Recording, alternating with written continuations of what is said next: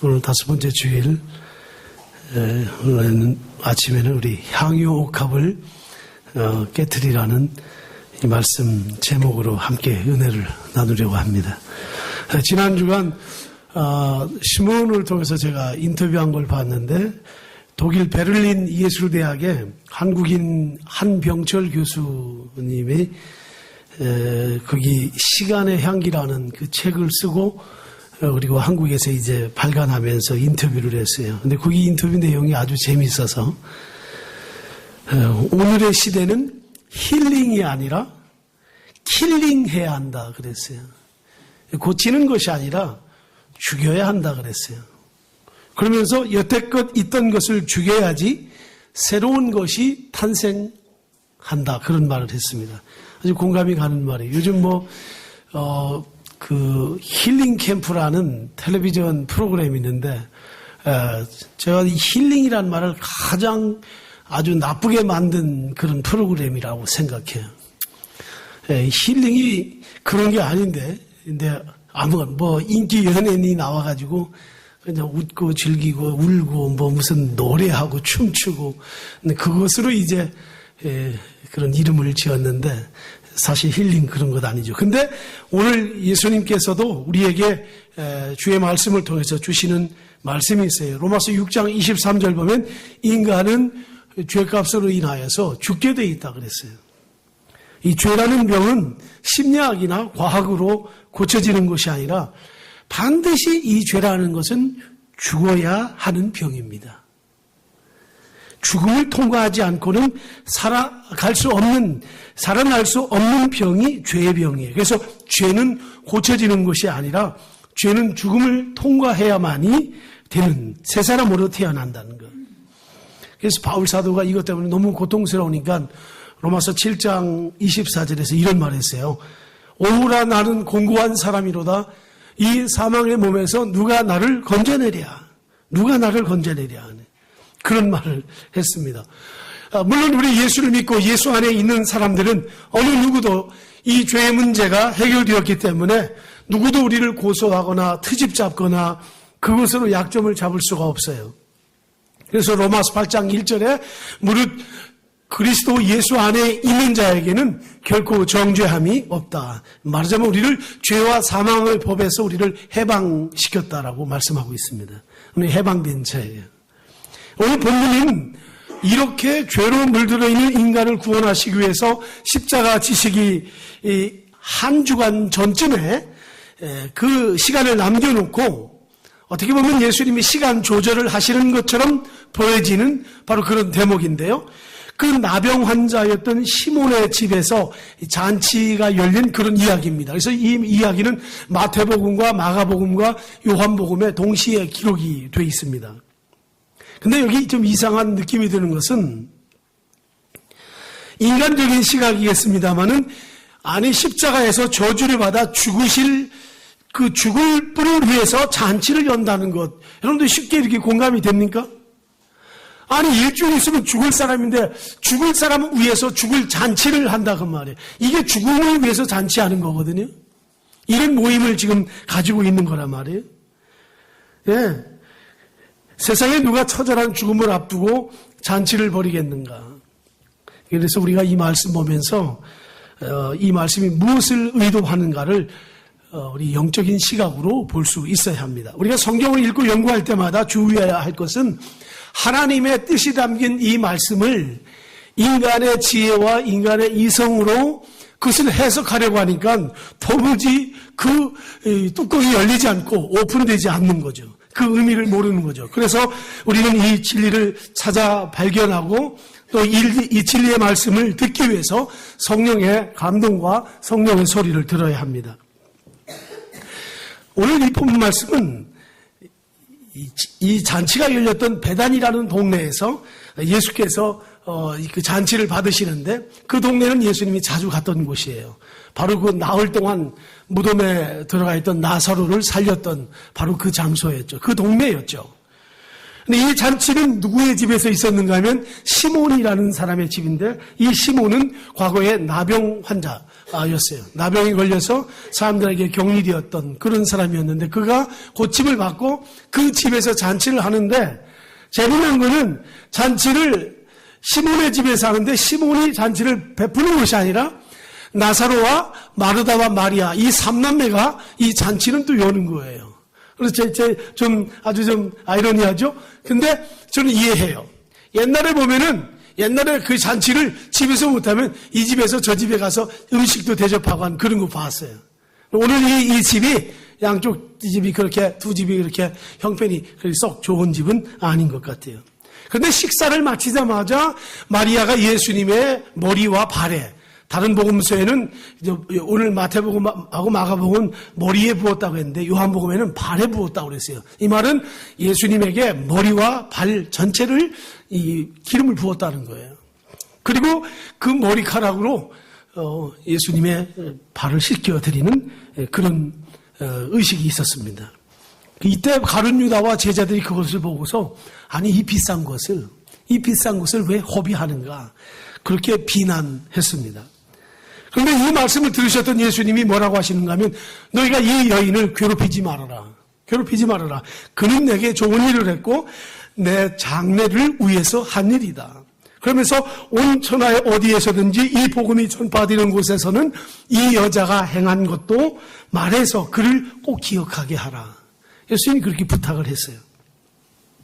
세상 끝날까지 설교하는 설교자나 전도자나 선교사가 어디 가서 복음을 전할 때 이 마리아가 행한 이 일을 반드시 알려주라는 거예요. 이걸 기억하게 하라는 거예요. 예. 자, 왜 예수님이 그렇게 말씀을 하셨을까? 여기 나오는 이 향유 있잖아요. 이 향유는 원래 히말라야에서 나오는 향유입니다. 나드라는. 근데 이 가룟 유다가 이걸 계산해 봤어요. 여러분들 성경을 그걸 못 봤죠? 가룟 유다가 계산한 거예요. 가룟 유다가 촥 뭐라고 말하냐면, 이거 팔면 300데나리온 받을 수 있는데. 그래서 이 300데나리온을 가지고 가난한 사람을 도울 수 있는데, 왜 이걸 가지고 이렇게 허비하는가?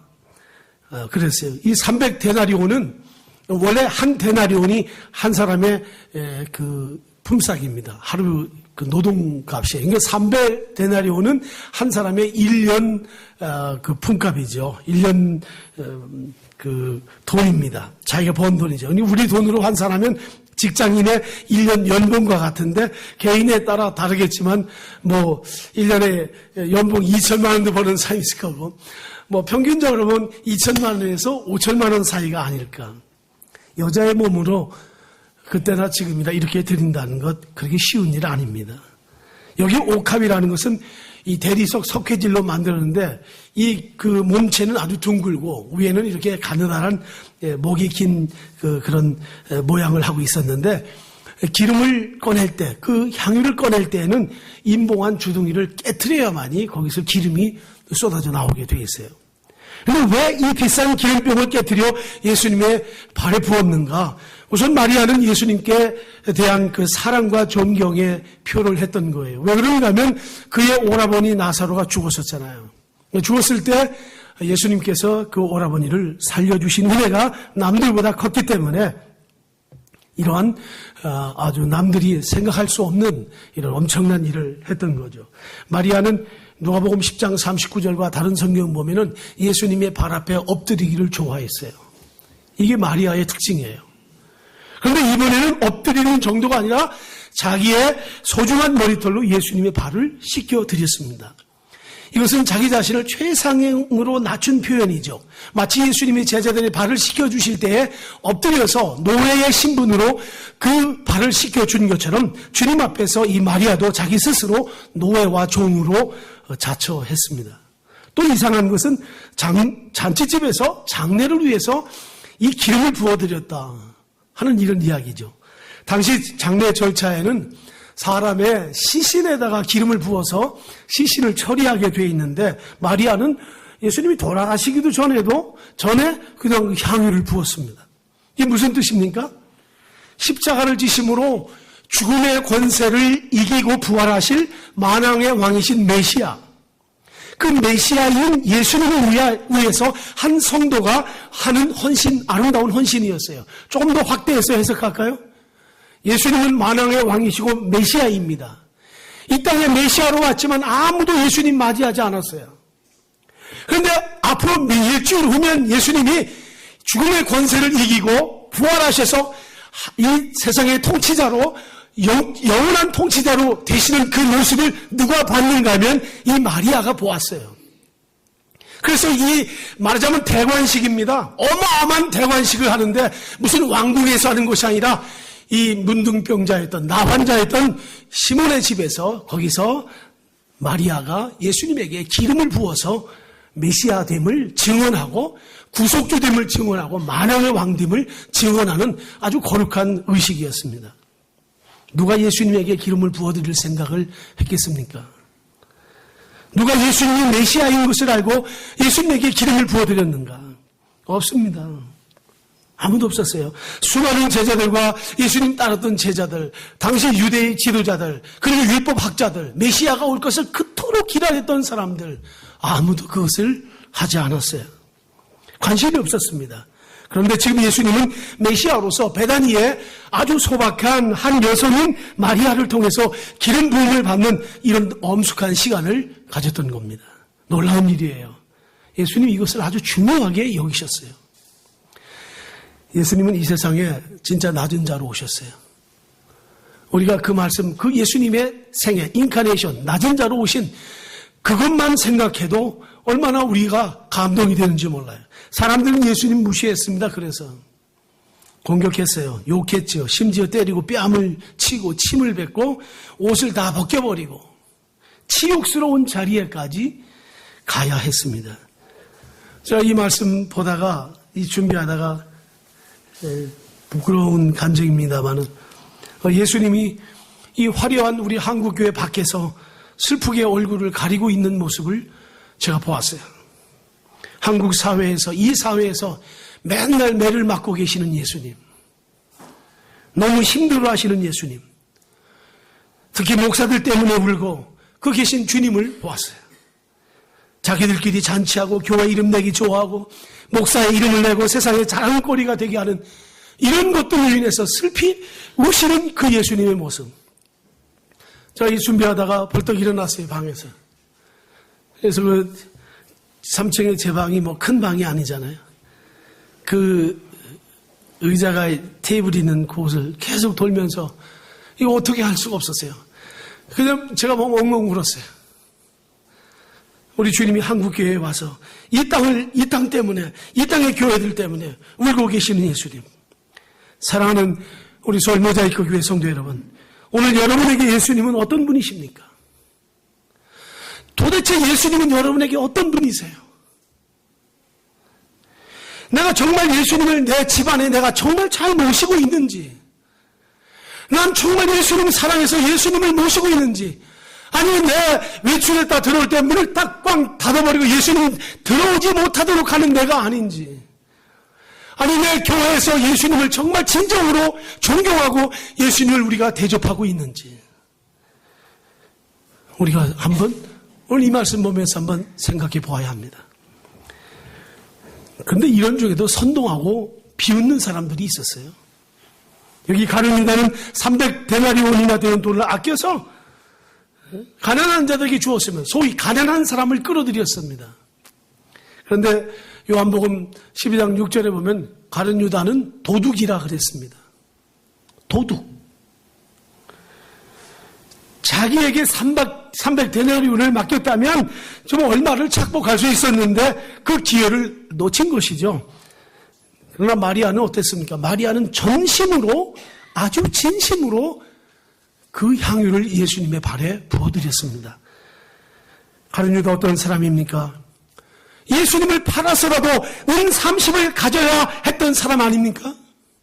여러분, 우리가 가룟 유다와 다른 것이 무엇입니까? 정말 우리가 가룟 유다, 나는 가룟 유다와 다른 것이 무엇인가? 우리 다르지 않아요.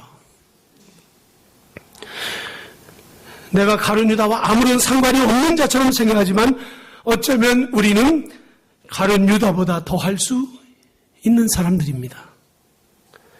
아주 쉽게 예수님을 팔아먹을 수 있는 자라는 것을 우리가 잊지 말아야 합니다.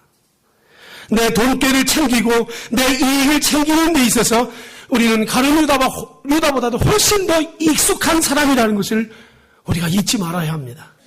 내 돈을 풀어서 아닌 비싼 보물단지를 깨뜨려서 주님의 십자가의 죽으심을 기념할 만큼 믿음이 좋은 사람이 아니라는 것을 우리가 인정해야 합니다. 우리는 하루에도 몇 번씩 마리아가 되었다, 하루에도 몇 번씩 가룟 유다가 되었다 할 때가 참 많아요.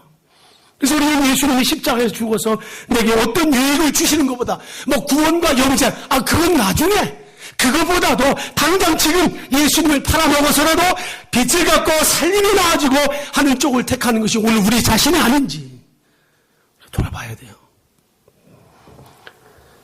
사람들이 늘 그렇습니다. 그렇게 많은 돈, 그렇게 귀한 것 머리에다 발에다 붓는 그런 짓 왜 하느냐고.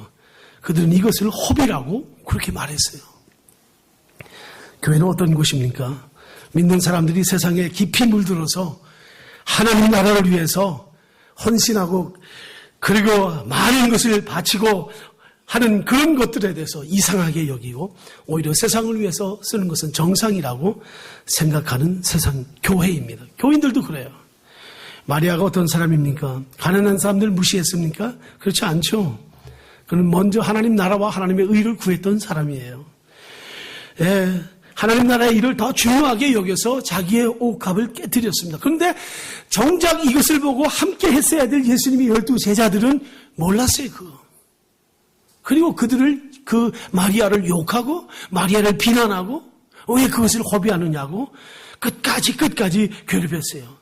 아마 이 내용상으로 보면은 그때 이 마리아가 가난한 사람을 위해서 썼더라면은 가룟 유다와 제자들이 그냥 무마하고 그냥 썩 지나가고 문제 삼지 않을 그런 환경이었어요. 하지만 마리아는 누가 뭐라고 하든 상관하지 않아요. 개의치 않았습니다. 전혀 그것 때문에 귀를 기울이지 않았어요. 하나님의 아들이신 예수님을 위한 일인데, 주님을 위한 일인데, 한 번 더 합시다. 주님을 위한 일인데. 여기 무슨 대꾸가 필요해요. 주님을 위한 일인데 무슨 말이 거기에 필요해. 내가 사랑하는 아들과 내 사랑하는 딸이 정말 사랑스러워서 하는 일이라면은 아빠 엄마가 그거 가지고도 그것도 좋은 일인데 그것 가지고 아이들한테 꾸중할 부모가 하나도 없어요. 좋은데 사랑하는데. 그는 말없이 자신이 받은 은혜에 대해서 감격함으로 섬겼습니다. 그리스도인은 주님을 보고 배우고 따르는 사람들이에요. 내가 지금 하고 있는 일이 주님의 일이라고만 그렇게 분명히 여겨진다면 사람의 말에 귀를 기울일 필요가 없습니다. 교회도 진정한 섬김의 사람들이 섬김의 사람들은 별로 말이 없죠. 어떤 것을 했든 간에 교회를 위해서 하나님 나라를 위해서 충성하는 사람들은 말이 없습니다. 솔직히 우리의 신앙의 가장 큰 방해가 뭡니까? 우리 큰 방해가 다른 것 아니죠. 내가 지금 가지고 있는 것이 늘 내 신앙의 방해예요. 내가 다른 사람보다 지식이 많다. 그 지식 때문에 그 사람 방해될 수 있어요, 신앙에. 나는 누구보다도 물질이 많다. 물질 때문에 신앙에 방해가 될 수 있습니다. 건강이 남보다 낫다. 난 탁월하다. 근데 그 건강 때문에 교만할 수 있잖아요. 재능과 힘을 가지고 있다면 그런 것들이 나의 신앙에서 나의 방해거리가 된다는 것을 우리가 기억해야 합니다. 주로 신앙에서 내가 잘하는 것이 나에게 방해가 된다는 거 꼭 여러분들이 기억해야 돼요. 우리가 하나님 앞에 보편적으로 다 예를 들어서 말한다면 우리가 헌금을 하죠. 11조도 하고 또 여러 가지 헌금을 하게 됩니다. 그것도 뭐예요? 헌금한다는 게, 헌금의 참 뜻이 뭡니까? 우리가 헌금에 대한 가져야 될 우리가 정말 바른 자세. 내가 해야 할 의무를 다했다? 내가 해야 할 의무를 다했다? 나 어려운 중에서도 힘들어도 난 믿음으로 했다? 혹은 나는 10의 1조가 아니라 10의 2조도 나는 했다? 그런 수준을 말하는 것이 아니죠. 내가 뭘 했다는 데에 거기 표시가 있는 헌금은 그게 아니에요. 뭡니까? 하나님, 나는 세상이 다 내가 돈 때문에 사는 사람은 아닙니다. 내 내가 물질 때문에 내 인생, 내 생명이 연결되어 하지 않습니다. 주님의 은혜로 살아갑니다. 하나님의 은혜로 사는 존재입니다. 이것을 고백하는 거예요. 그 봉투에 돈을 넣으면서 하나님 앞에 드리는 그 헌금이 액수와 그 물질에 있는 것이 아니라 하나님, 제 삶은 이것으로 사는 것 아닙니다. 하나님 은혜로 사는 겁니다. 하는 그런 고백이죠. 내가 죄인이고 내가 죽어 마땅한 죄인이라는 것을 누군가가 아무리 지적해도 거기에 내 처절함과 절망이 내게 있지만 그것이 아니라 오히려 기쁨이 되는 것은 이미 내가 그런 자리에서 구원받아서 하나님의 자녀가 되었기 때문에 오늘 여기 마리아도 그 모든 어려움 가운데서도 그 자리에서 자기의 머리털로 예수님의 발을 닦을 수 있고 그의 재산을 동원한 향유를 부을 수 있었던 것입니다. 마리아가 옥합을 깨뜨린 것은 헌신입니다. 성경은요, 이 교회를 여성으로 표현하고 있습니다. 저 재밌죠? 교회가 여성으로 말하죠. 그러니까 예수님은 신랑이고 교회는 뭐라고 했어요? 신부다 그랬어요.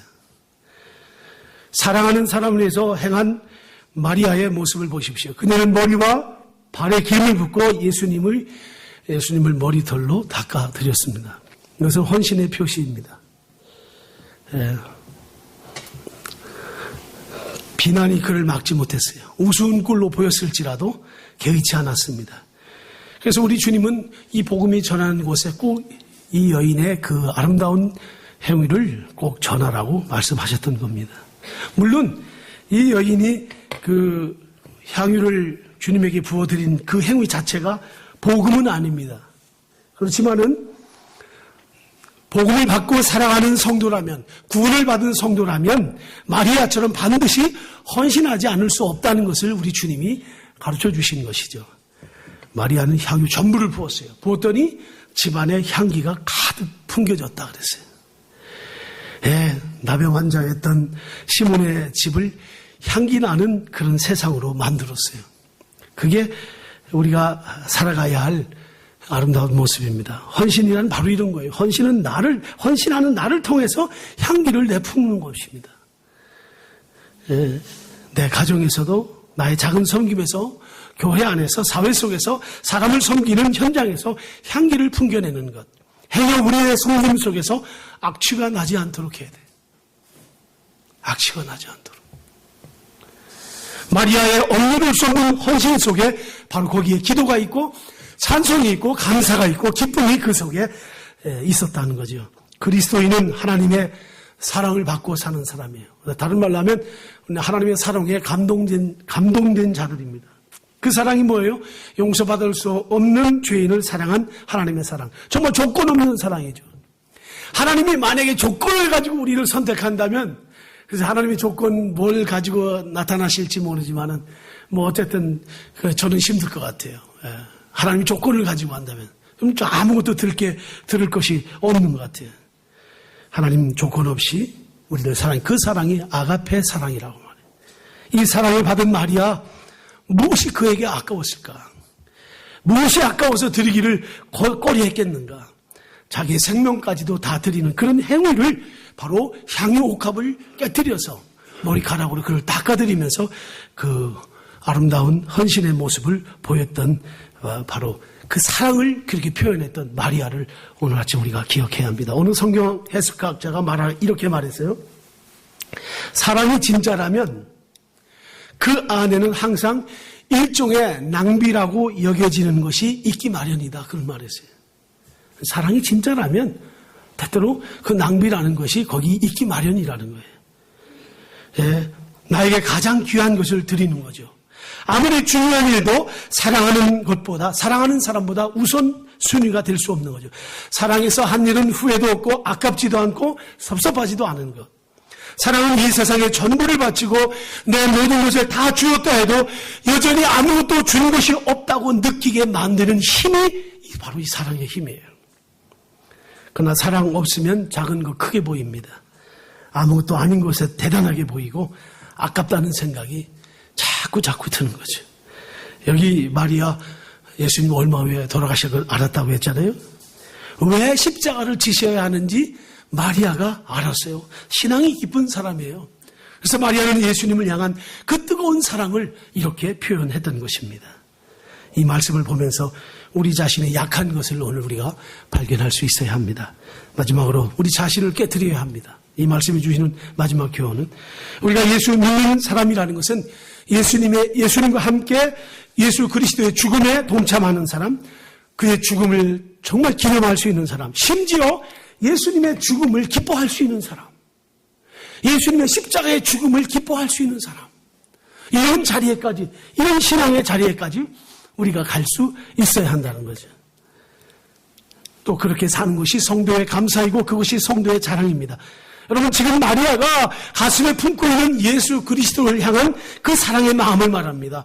우리가 이런 신앙의 자리에 있지 않으면 우리의 삶도 신앙이라는 테두리 안에 있고 교회라는 테두리 안에 있으면서도 여전히 우리가 가룟 유다의 수준을 벗어나기가 어려울 것입니다.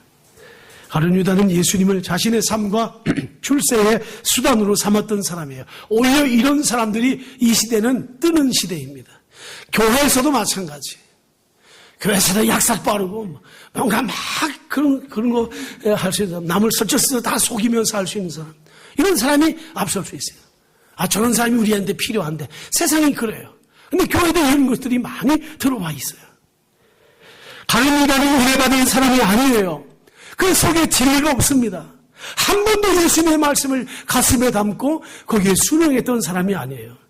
그럼에도 예수님의 제자로서 사도라는 이름을 가졌다는 것을 오늘 우리가 깊이 생각해야 합니다. 어떻게 이 사람이 사도가 되었는가? 그거 하나로서 오늘 이 말씀이 우리에게 주는 교훈이 있습니다. 여러분, 진정으로 주님을 사랑한다면 우리 자신을 기꺼이 깨트릴 수 있어야 돼요. 부서뜨려야 돼요. 찬송 중에 부서져야 하리, 깨어져야 하리 하는 그런 찬송이 있는데 정말 깨어져야 돼. 우리가 깨어지지 않으면 안 돼요. 내가 깨어져야, 그 옥합이 깨어져야 그 속에 감추어 있는 기름이 흘러나와서 많은 사람을 기쁘게 하고 즐거움을 줄 수 있는 거죠. 여러분, 우리 신앙은요, 내가 예수 믿고 잘 되는 것이 신앙의 목적이 아닙니다. 그래서 우리 한국교회는 너무 할수록 이 소위 요즘 최근에 나온 저 서구에서 나온 번영의 신학이라고 잘 되는 것만이 그것이 최고로 생각해요. 예수 믿으면 다 잘 된다. 신앙생활하면 다 잘 된다. 그런 것은 사실 없어요. 우리 예수 믿고 나서 고난도 있고 예수 믿고 나서 안 했던 고난도 하게 되고, 그러니까 예수 믿고 나서 인간의 참 가치 알게 되니까 그렇게 함부로 살 수 없는 거죠. 조심스럽게 살게 되고. 근데 너무 우리는 그렇게 됐어요. 그래서 이 복음이 변질되고 기독교가 점점 타락으로 나가는 거죠. 여기 로마서 8장 17절 말씀처럼 우리가 그와 함께 영광을 얻기 위하여 우리 고난도 함께 받아야 한다. 이건 하나님의 말씀이에요. 근데 왜 우리는 이런 것에 왜 이렇게 관심이 없는지 몰라. 주님, 내가 주님과 함께 살기 원합니다. 주님과 함께 살려면 저게 고난도 있는 거 압니다. 내가 그 고난의 길을 넉넉히 갈 수 있는 그런 지혜를 주세요. 이런 기도를 해야 되는데 하나님 뭐든지 잘 되게 해주세요. 그럼 무당한테 하는 말, 무당한테. 무당은 윤리가 없어요. 무당은 신의 대상도 없어요. 그는 정말 윤리 도덕이 없어요. 이 무당한테 어떤 사람이 갔어요. 지금 내 비즈니스 파트너 이 사람이 나를 굉장히 괴롭히는데 실제는 괴롭히는 게 아니라 자기가 지금 사기치고 있는데 그 사람 어떻게 좀 일 안 되게 해주세요. 그래서 복채를 많이 내놔라 해가지고 숫자에 돈 많은 거에 따라서 부족도 붙여지고. 여러분, 이 세상이 이런 판국이에요. 우리 기독교는 그렇지 않아요. 하나님 앞에서 부족한 건 부족한 대로, 있는 대로 감사함으로 오히려 주님과 함께 고난을 받는 거. 제가 오늘 아침에 이 말씀 준비하다가 오늘 아침에도 이 말씀이 시원치 않아요. 준비해놓거든. 그래서 새벽에 일어나가지고 찾는 거예요. 여기 꼭 필요한 얘기를 하나 함께 나눠야 되겠는데. 그러다가 우리 어느 목사님이 쓴 그 책을 이렇게 우연히 봤어요. 아침에 일찍이에요. 새벽에 봤는데 그 속에 이런 내용이 하나 너무 귀한 얘기가 있어요. 중국이 1966년부터 76년까지 소위 문화혁명이 있었습니다. 이 문화혁명으로 중국이 얼마 전에 1억 명이 죽었습니다. 1억의 인구가. 어마어마한 그런 고통이 중국에 있었어요. 교회가 다 파괴됐습니다. 교회가 살아남은 교회가 아주 무슨 보물급, 국보급을 빼놓고는 중국의 전 지역의 교회를 다 부숴버렸습니다. 그런데 한 목사님이 아들 둘하고 그 당시 목회를 했어요. 목회를 잘했어요. 그런데 문혁 때 여기 대상이 된 겁니다. 그래서 끌려가가지고 감옥에 들어가고 가족들과는 헤어지고 예배당은 다 불타버리고 없어져 버렸어요. 감옥에서 몇 년 있었냐면 20년 있었습니다. 20년 만에 이분이 나왔는데 나와가지고 자기 집에 찾아가 아내와 아들들을 찾아서 20년이라는 세월이 흘렀으니까 그래서 집에 가봤더니 그 동네 집도 없고 동네 사람들한테 물어봤더니 아내는 이미 죽었어요. 아내는 이미 죽고 두 아들이 있는데 한 아들은 정신 이상이 되고 한 아들은 알코올 중독자가 됐어요. 그는 감옥에서 20년 동안 하나님께 기도하면서 중국을 위해서 기도하고 자기 가족을 위해서 기도하고 하나님 어떻게든지 제가 나가서 하나님 일을 다시 할 수 있는 그런 기회를 달라고 그렇게 기도했는데 정 나가봤더니 세상이 완전히 정말 박살이 난 가정이 박살난 그런 형편이었어요. 그러는 순간에 하나님께서 이 목사님에게 이렇게 물었어요. 예, 너 아직도 나 사랑하니? 너희 집안이 이렇게 다 초토화되고 네 아내가 죽고 네 아들이 미치고 네 아들이 알코올 중독자가 됐는데 그래도 너 나 여전히 사랑하니? 그렇게 주님이 묻더래요. 그때 이 목사님이 거기서 그렇습니다. 저는 여전히 지금도 주님을 믿습니다. 여전히 지금도 주님을 사랑합니다. 그래서 제가 그 중국에 지금 그 문혁 이후로 그 고통 속에서 살았던 신앙의 사람들이 아직도 마음과 확 표출을 못하는 가운데도 있지만은 그런 하나님의 보배 같은 분들이 거기에 참 많이 있다는 것을 아침에 깨달았어요. 오늘 이 말씀 함께 나누면서 여러분 우리가 예수 믿고 구원받아 하나님 자녀 됐잖아요. 예수 믿을 때 하나님이 우리에게 성경에 보니까 생명의 씨앗을 줬다고 그랬어요. 기쁨이 어디에서 오는 줄 아세요? 생명에서 옵니다. 이 종이라는 말이 생명에서 와요. 그런데 오늘 이 시대는 기쁨으로 살지 않습니다. 너무 재미로 살아가고 있어요. 오늘 이 예배도 재미가 없으면 재미없는 거예요. 하나님의 말씀도 내게 재미가 없으면 말씀이 아니에요. 회사도 재미없으면 안 다닙니다. 친구 만나는 것도 재미없으면 안 만나요. 모든 게 재미 본능이에요. 재미는 엔터테인먼트 회사나 하는 거예요. 신앙은 재미로 하지 않습니다. 기쁨입니다. 생명으로 하는 거예요. 여기서 오는 것 재미는 외부에서 오지만 기쁨은 내면에서 와요. 하나님이 주요. 예수님 뭐라고 했어요? 내가 주는 것은 세상이 주는 것과 다르다. 이 기쁨으로. 그 기쁨이 내 속에 있는데 여러분 지금까지 그거 다 숨기고 살았잖아요. 신앙생활 하면서는. 왜 그거 다 숨겨놓고 한 번도 그거 꺼내지 않고 언제 꺼내서 그걸 쓰려고 왜 속에다 두고 여러분 오늘 예배는 여러분 껍질을 좀 깨버리고 벗기고 깨고 그리고 그 속에 본래 나 있는 한 번도 그거 보여주지 못하고 그냥 간직하고 있는 거. 여러분 세상에서 배우는 습관으로 배워지는 이 삶에서 얻어지는 이런 잡다한 것들로 나를 꾸미지 말고 그거 다 벗겨버리고 내 속에 있는 진짜 나 하나님이 주셨던 그 기쁨 그 생명의 씨앗을 이제는 터뜨려서 많은 사람을 기쁘게 하고 많은 사람에게 희망을 주는 우리 교우들이 되기를 주님의 이름으로 축원합니다. 하나님 감사합니다. 마리아처럼 옥합을 깨트려 드림으로 하나님께 영광을 돌리고 많은 사람에게 그 향기를 풍기는 이런 삶으로 우리를 이끌어 주옵소서. 우리 큰 믿음의 사람들 되게 하여 주옵소서. 예수님 이름으로 기도하옵나이다. 아멘.